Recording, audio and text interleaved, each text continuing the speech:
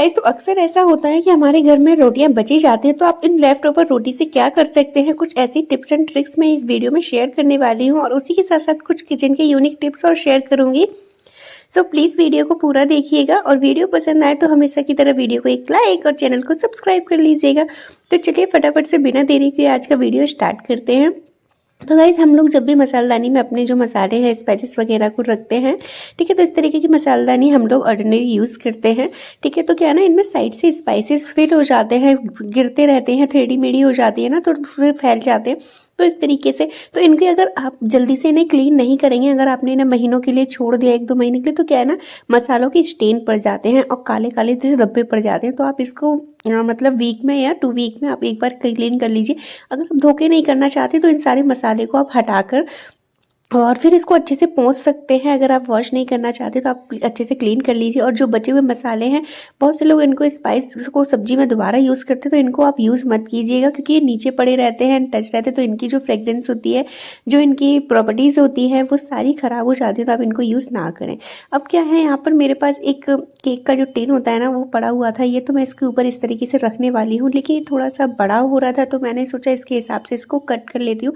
तो पहले मैंने इसके कैप के हिसाब से, जो इसकी लिड होती है, उसके हिसाब से इसको मेज़र किया। तो थोड़ा सा ही बड़ा था, कुछ ज़्यादा बड़ा नहीं था, बट ये फिट नहीं आ रहा था, तो फिर काटना तो मुझे था ही। तो मैंने यहाँ पर इस तरीके से इसको कट कर लिया है। ठीक है, राउंड शेप में बस इस तरीके से आपको कट करना है।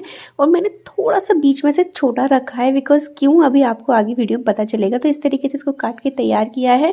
अब मैं इसमें फिक्स करूँगी। तो यहाँ पर ना थोड़ा सा रह रहा था, यहाँ पे देखिए इस तरीके से, यहाँ पे बिल्कुल चिन्नक सा रह रहा था, तो मैंने इसको भी काट के और देखिए फिट हो गया। अब ये जो पीस से थोड़ी सी सांसें दिख रही है ना, वो इसलिए की है जिससे कि आप इसको ईजी तरीके से निकाल सकें। कई बार क्या होता है ना कि हम लोग इस तरीके से मसाले यूज़ करते हैं, फैल जाते हैं। तो आप अगर इस तरीके से एक डाल देंगे ना, और फिर आप कितना भी हिलाएंगे डुलाएंगे, बाई चांस इस तरह की टेढ़ी मेढ़ी हो जाती है, तो भी आपके मसाले वगैरह जो है वो बिल्कुल नहीं फैलेंगे। ये देखिए इस तरीके से बिल्कुल नीट एंड क्लीन ही रहने वाली है। तो आप इस तरीके से इसको यूज़ कर सकते हैं। इस तरीके से तो क्या फिक्स हो जाते हैं।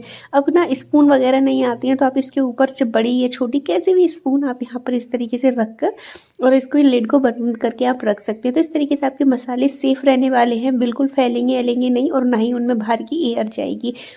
नेक्स्ट टिप क्यों, इस तरीके के ग्रेटर हम लोग अपने किचन में यूज़ करते हैं, बड़े छोटे, ठीक है। तो यहाँ पर ना इनकी क्या है ना, टाइम टू टाइम यूज़ करते रहने के बाद फिर इनकी जो शार्पनेस है वो चली जाती है। तो यहाँ पर शार्पनेस को बढ़ाने का बहुत ही अच्छा तरीका लाई हूँ। तो यहाँ पर मैंने सैंड पेपर का यूज़ किया है। आपको बिल्कुल सैंड पेपर को सिर्फ 10-20 सेकेंड तक इस तरीके से रफ़ करना है, ज़्यादा नहीं, सिर्फ 10-20 सेकेंड तक रफ़ कीजिएगा। एंड नाउ आपके इतने शार्प हो जाएंगे, बहुत ज़्यादा। लेकिन हाँ, मेक श्योर कि आप इसको करने के बाद अच्छे से वॉश जरूर कीजिएगा पानी से 1-2 बार, ठीक है, क्योंकि इनमें जो सैंड पेपर में सेंट लगा होता है ना, तो वो काफ़ी ज़्यादा वैसा होता है। तो आप उसको अच्छे से वॉश करके एंड तुरंत पोंछ के रखिएगा, वरना इनमें जंग लगने का डर रहता है, ठीक है। तो आप इस तरीके से तुरंत इनको धो के और पोंछ के रख दीजिए। बस एक ही बार आपको करना है, फिर आप अपने रेगुलर जैसे यूज़ करते हैं वैसे आप यूज़ कीजिएगा। क्या तो क्या है ना, सैंड पेपर के जो भी पार्टिकल इस पर लग गए होंगे वो सारे हट जाएंगे। तो आप इस तरीके से अपनी शार्पनेस बढ़ा सकते हैं अपने ग्रेटर्स वगैरह की। ना गाइस, अब यहाँ पर देखिए, आपको एक आंवला लेना है, चाहे ख़राब हो या सही हो। मेरा ये बच गया था, कोने में पड़ा हुआ था, तो ये ख़राब सा हो रहा था, तो मैंने, लेकिन अंदर से बिल्कुल ठीक है, बाहर से बस थोड़ा सा हो रहा था। तो इसमें ना, इसमें जो भी आपकी चीज़ों में कहीं पर भी जंग वगैरह लगी हो ना, तो उसको ये बहुत अच्छे से निकाल देता है। जैसे आप सीजर में देख रहे हैं, थोड़ी बहुत जंग लगी हुई थी, लगना स्टार्ट ही हुई थी। तो आप इस तरीके से किसी भी जंग वाली चीज़ पर आप इस तरीके से आंवले को घिसेंगे ना 1-2 मिनट के लिए, तो क्या है ना, जंग जो है वो पूरी तरीके से निकल जाएगी। तो बस आपको इस तरीके से उसी जगह पे घिसना है, थोड़ा थोड़ा सा करके, है ना।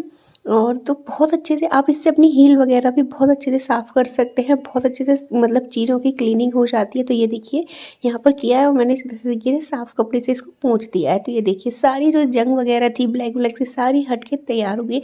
तो अब इस तरीके से जंग वगैरह बहुत अच्छे से निकाल सकते हैं किसी भी चीज़ की, वो भी सिर्फ एक आंवले की यूज़ से। अब बात करते हैं कि यहाँ पर देखिए मेरे पास ये जो रोटियां हैं, ये रात की रोटियां हैं, बच गई थी।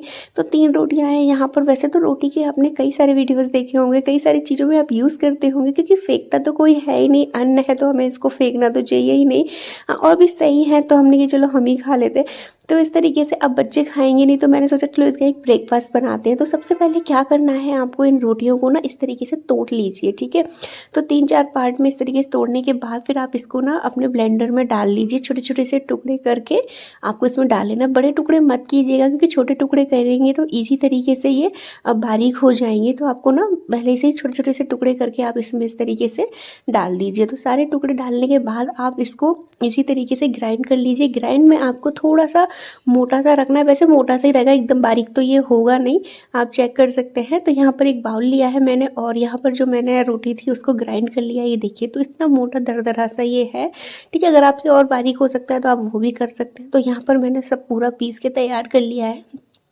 अब इसमें मैं ज़्यादा कुछ नहीं डालना। यहाँ पर मेरे पास एक मतलब पटेटो था मैश किया हुआ बॉईल, ठीक है। तो मैंने उसको डाला है और थोड़ा सा यहाँ पर आप कॉर्नफ्लोर या मैदा जो भी पास आपके अवेलेबल हो सिर्फ आपको 2 छोटी चम्मच डालना है, ज़्यादा नहीं। उसके बाद टेस्ट अकॉर्डिंग सॉल्ट डाल दीजिएगा और थोड़ा सा कम रखिएगा क्योंकि मैदा में बहुत ज़्यादा सॉल्ट हो जाता है। उसके बाद थोड़ा सा मैंने यहाँ पर ब्लैक पेपर यूज़ किया है। एंड देन ये घर का होममेड बना मसाला है जिसमें धनिया, जीरा, हींग, लाल मिर्च और सूखी मिर्च और तिल वगैरह ये सब पीस के मैं मसाला बनाती हूँ, मैंने उसको डाला है। थोड़ी सी कस्तूरी मेथी डालकर इसको हम इस तरीके से गूंद लेंगे। तो गाइस स्टार्टिंग में पानी बिल्कुल भी ना डालें क्योंकि पानी डालने से, क्योंकि आलू में ऑलरेडी बहुत ज़्यादा मॉइस्चर होता है। तो पहले तो आप आलू के मॉइस्चर से इसको गूंदने की कोशिश कीजिएगा, जितनी भी बाइंडिंग हो जाए उतनी बाइंडिंग कर लीजिएगा। फिर थोड़ा सा आपको ऑयल डालना है, फिर आप यहाँ पर और फिर से इसको इस तरीके से कर दीजिएगा। और अगर नीड हो, बहुत ज़्यादा नीड हो, तो आपको हल्का सा पानी लेना है, सिर्फ किंचाव करना है, जैसे छिड़काव करते हैं ना, बस उस तरीके से करना है। वैसे तो ऑलमोस्ट ये हो ही गया था, लेकिन थोड़ा सा मुझे लग रहा था कि है, तो मैं बिल्कुल हल्का सा हाथ में लेके, पानी आपने देखा होगा हाथ में लेके डाला, ऐसे नहीं डाला क्योंकि ज़्यादा डल जाएगा। तो आपको कुछ इसको गूंदना नहीं है, बस इस तरीके से मिलाकर और इस तरीके से बंधने लगे ना, बस इस तरीके का तैयार करना है। उसके बाद आप अपना कोई भी ब्लेंडर ले लीजिए जिसमें से आप अपने ये बनाते हैं नमकीन वगैरह, ठीक है। तो मैंने यहाँ पर ये वाली मशीन ली है। आप इसको अच्छे से ग्रीस कर लीजिएगा ऑयल वगैरह से, सारे पार्ट को जो भी अंदर की साइड जाते हैं, जितने भी इसके इंटरनल पार्ट होते हैं उनमें आपको ऑयल से ग्रीस कर लेना है जिससे कि कोई भी चीज़ें चिपके ना। और बाहर से मेक श्योर कि आप अच्छे से पोंछ दीजिएगा क्योंकि हम तेल के हाथ वगैरह लग जाते हैं ना और उसको डायरेक्टली कढ़ाई पे डालते हैं तो तेल वगैरह से ये फिसले ना, इसलिए आपको बाहर से पोंछ जरूर लेना है, ठीक है। तो यहाँ पर देखिए इस तरीके से आपको बनाकर, पेड़ा से बनाकर और इसके अंदर डाल दीजिएगा। थोड़ा थोड़ा डालिएगा क्योंकि एक साथ आप डाल देंगे ज़्यादा तो क्या है ना, ये बहुत ज़्यादा हैवी चलेगी, बहुत ज़्यादा भारी चलेगी, आपके हाथों में दर्द भी हो सकता है, इसलिए मैंने थोड़ा सा ही डाला है। थोड़े थोड़े पोर्शन करके ही हम इसको डालेंगे। और ये देखिए इसमें से कुछ इस तरीके की झलमुरी निकलेगी, ये देखिए। तो यहाँ पर मैं घुमा के दिखा रही हूँ, तो इस तरीके की झलमुरी निकलेगी जिसको आपको डायरेक्टली ऑयल में ही निकालना है। यहाँ पर देखिए थोड़ा सा मैंने भरा है और टाइट कर दिया तो ये अपने आप ही निकल रहा है। तो चलिए अब यहाँ पर मेरा ऑयल भी गर्म हो चुका है अच्छे से।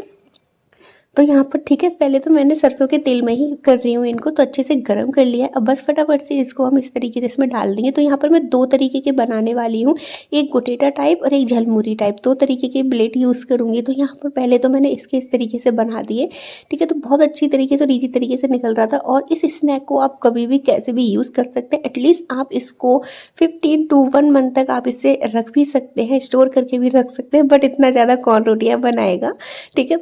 तो अब जब भी रोटियां बच जाएं तो आप इस तरीके से इंस्टेंटली हाल बना सकते हैं, कोई ज़्यादा टाइम भी नहीं लगता, ज़्यादा इंग्रेडिएंट्स भी नहीं लगते और फटाफट से ये बन के तैयार हो जाती है। तो यहाँ पर देखिए ये मतलब मेरा तैयार हो गया है। और इसके बाद ये देखिए यहाँ पर ये इस तरीके से मैंने क्रिस्पी करारे सेक लिए हैं। थोड़ा सा मीडियम स्लो पर कीजिएगा और जब निकालने के लिए आए तब फुल कर दीजिएगा फ्लेम को। और यहाँ पर ये देखिए दूसरा सेक्शन मैंने यहाँ पे गुटेटा का डाला था, तो ये भी गुटेटा बन के भी तैयार हो गए और ये इतने क्रिस्पी और करारे बन के तैयार हुए थे गाइस, आपको मैं क्या ही बताऊँ। तो ये आप लोग ट्राई कीजिएगा, ज़रूर आपको पसंद आएगी। और ये देखिए तो इस तरीके से बन के हमारी तैयार है। चाय के लिए आप टी टाइम स्नैक बना सकते हैं। तो गाइज़ ये था मेरा आज का वीडियो। आई होप कि आपको पसंद आया हो। पसंद आया हो तो बस वीडियो को एक लाइक और चैनल को सब्सक्राइब और बेल आइकन को हिट कर दीजिएगा, जिससे कि मेरे नोटिफिकेशन और टाइम टू टाइम आपको मिल सके और आप मेरे वीडियोज़ को ऐसे ही इंजॉय कर पाएँ। तो चलिए फिर मिलेंगे हम अपने ऐसे किसी नेक्स्ट वीडियो में, तब तक के लिए बाय बाय।